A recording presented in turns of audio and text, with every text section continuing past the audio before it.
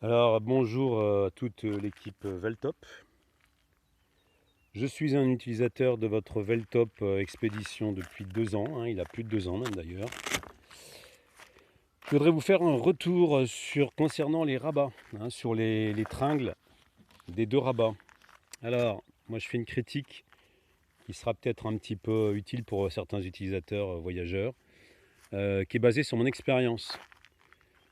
Vos tringles dans la sacoche, à l'origine, sont donc des tringles, là voilà, en 3 morceaux, qui sont comme les arceaux de tente maintenus par un élastique au centre, fragile élastique. Alors, quel est l'inconvénient de ce système-là? L'inconvénient, je ne vais pas faire la démo, c'est que bon, pour l'enfiler, il n'y a pas de problème. Pour enfiler la tringle dans la glissière, il n'y a aucun problème. Ça rentre puisqu'on est en compression. Par contre, parfois, il y a des adhérences au niveau des raccords métalliques à l'intérieur de la glissière. Qui selon moi n'est pas suffisamment bon, ça c'est un détail technique au niveau de la couture, glissante, enfin je sais pas, bref, souvent on arrive à cette situation là, c'est que ça coince à un endroit, on va tirer sur l'élastique, j'essaie de le faire avec une main, on tire sur l'élastique et là voilà, on sort la tringle finalement avec l'élastique, donc on fatigue l'élastique qui va finir par lâcher. Et quand l'élastique pète, qu'est-ce qui se passe? On a nos 3 sections qui restent bloquées à l'intérieur. On ne peut plus les sortir. C'est tout un bazar pour les sortir. Ensuite, quand on relâche l'élastique, qu'est-ce qui se passe? Eh bien, là ici, l'extrémité, vous voyez, est toute fendue. Ça vient se fendre sur le raccord métallique. Parce que quand on relâche, paf, ça vient claquer dessus et ça fend l'extrémité là. Ce qui fait qu'au bout d'un certain temps, la fibre, pour l'introduire dans le raccord, bonjour. Moi, j'ai modifié ce système-là. Je vais vous montrer comment. Donc ça, je le garde dans la sacoche en secours. C'est très bien. Ça rentre dans la sacoche, ça pèse pas trop lourd. On est OK là-dessus. Et moi, je le garde en secours. Ça peut toujours servir. Voilà, je sais que j'ai des arceaux de rechange. Sachant que le rabat, il est vraiment indispensable quand il pleut beaucoup, n'est-ce pas? Comme vous le savez. Donc moi, j'ai solutionné comment? Eh bien, tout simplement. Vous voyez ici, je tire avec un arceau de type cerf-volant en carbone, mais en une seule pièce, et que je range ici. Il y a déjà la glissière, donc on va pas s'emmerder. Voilà, hop, il vient se ranger à côté du deuxième arceau. Ça rigidifie la structure du toit, de la capote. Ça la rigidifie. Là, on a du coup 2 arceaux en carbone. On le laisse dépasser un tout petit peu, comme ça, il y a juste à tirer dessus. Gros avantage, c'est qu'il rentre beaucoup plus facilement à l'intérieur de la glissière parce qu'il n'y a pas de raccord en métal. Et surtout, on ne risque pas de laisser les sections à l'intérieur. Il sort beaucoup plus facilement de la glissière. Voilà, donc c'est facile, beaucoup plus facile à mettre en place. On se prend moins les nerfs. Voilà, il a sa place là. Franchement, ça pose aucun problème. On le voit à peine. On peut même le rentrer un peu plus, vous voyez. C'est franchement pas gênant. Il y a un petit bout qui dépasse, c'est pas grave. Et je pense qu'il faudrait également réfléchir sur le rabat. En fait, ce qui serait pas mal, c'est d'avoir un rabat qui soit prêt à l'utilisation, qui soit scratché sous la capote. Moi, je pense que de l'intérieur, on est juste à descratcher, clac, et qu'il soit prêt à mettre en place. Vous voyez ce que je veux dire? Parce que quand la pluie tombe comme ça de manière inopinée et impromptue, il faut être rapide. Sinon, on se prend le gros drain sur la tête. Sinon, votre Veltop, pas mal.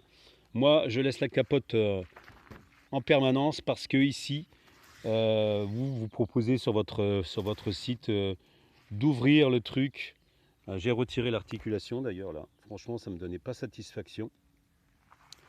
Donc moi, je laisse la capote en permanence parce que ici, à force de descratcher et de scratcher, ici, ça finit par se décoller et c'est ce qui se passe d'ailleurs là, et sans même retirer la capote. Vous voyez, ça se décolle. Et à cet endroit-là, là, il y a un point névralgique. Donc moi, finalement, je laisse la capote en place. Comme ça évite de scratcher et descratcher. Ça m'abrite en permanence. contre les rayons du soleil. Et puis, gros avantage, c'est que il n'y a pas besoin de l'installer quand on est surpris par une averse. C'est déjà en place. Donc on a juste finalement installé les rabats. Hein. Voilà, donc moi c'est ce que je suggère. On arrive à se glisser d'ailleurs assez facilement. Si on laisse le rabat mou comme ça, on se glisse très facilement à l'intérieur. Donc c'est une question d'habitude. Donc il n'y a pas besoin de basculer le système. Pour moi, hein, ça c'est mon avis perso. Voilà, donc pour ceux que ça intéresse, il y a un site qui permet d'imprimer ce genre de truc. C'est du microport. C'est des affiches microport hein, qui se mettent sur les pare-brises des voitures, qui permettent d'afficher des slogans, des machins, des trucs, des idées sur le pare-brise. Je trouve ça sympa. Et donc c'est opaque d'un côté et on y voit à l'intérieur. Ça fait pare-soleil en été. Voilà, ça évite, quand on a le soleil en face, là, ça évite d'avoir le soleil dans les yeux. Moi, je trouve que pour un tricon, là, je suis sur un tricon GR, je fais une parenthèse, je trouve que, là, j'ai dû le recouper, là, hein, vous voyez ici, ça a été, je ne sais plus à quel endroit, c'est celui-là, la deuxième partie, là, je l'ai recoupé, je trouve que c'est beaucoup trop haut, et il va falloir que je le descende encore de 3 cm, parce que, en fait, on n'est pas bien protégé, hein. Donc pour un tricon, je trouve que le problème c'est la fixation là, de la capote, de la sacoche, pardon. Elle est un peu trop haute encore, hein. Il va falloir que je la redescende. Voilà, je vous fais part de toutes mes critiques. Hein. Concernant ça, je vous l'avais déjà dit, il y a un tube ici qui peut s'ouvrir. Donc là, je l'ai solutionné en mettant un boulon.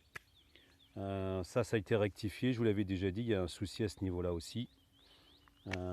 Donc la solution, la parade, c'est de mettre d'entrée de jeu, de mettre un boulon traversant ici.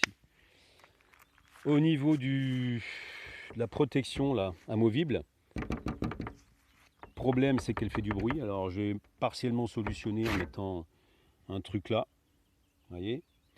Mais avec les vibrations, ça fait un bruit assez désagréable en touche-main notamment. Là il y a un truc, il faudrait mettre simplement un joint en je sais pas quoi, en caoutchouc, un truc, mais il y a un truc à améliorer là aussi pour éviter ce bruit désagréable. Voilà. Quoi d'autre? Bon, à part ça, bah, ça tient la route. Hein, je vous dis, après 2 ans d'utilisation assez intensive, face au vent, il n'y a pas de gros soucis, si ce n'est que ça peut retourner le trail quand ça souffle trop, si on laisse les capotes. Pensez quand il y a du vent latéral à retirer les capotes. Parce que ça m'est déjà arrivé, moi en vent latéral, ça peut carrément retourner le tricycle. Voilà, mais il faut vraiment que ça souffle très fort. Hein. Je vous remercie pour votre écoute à toute l'équipe Veltop.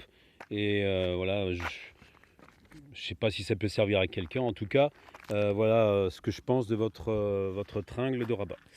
Personnellement, il y a encore des choses à améliorer et c'est plutôt une bonne chose qu'il y ait toujours des choses à améliorer, non? Bonne journée à tous, merci.